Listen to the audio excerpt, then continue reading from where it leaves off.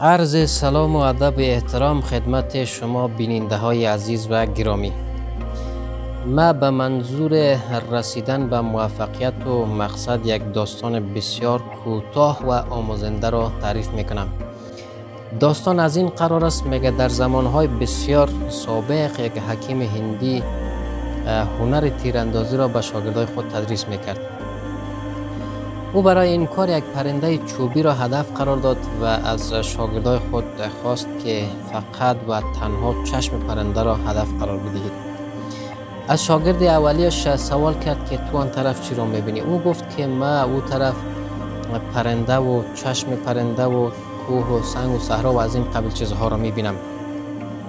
حکیم گفت تو منتظر باش. عین سوال را از شاگرد دومیش کرد. او گفت که من فقط و فقط چشم پرنده را میبینم. حکیم گفت شلیک کن. شاگردش چشم پرنده را هدف قرار داد و تیر دقیق به چشم پرنده اصابت کرد.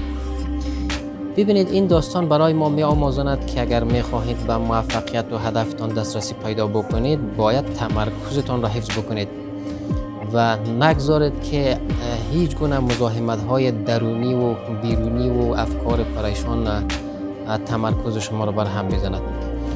دوستان عزیز، اگر می خواهید که از این قبیل داستان های آموزنده و اشعار ناب و ضرب المثل های کاربردی را بشنوید و بخوانید، کانال یوتیوب مرا سابسکرایب کنید.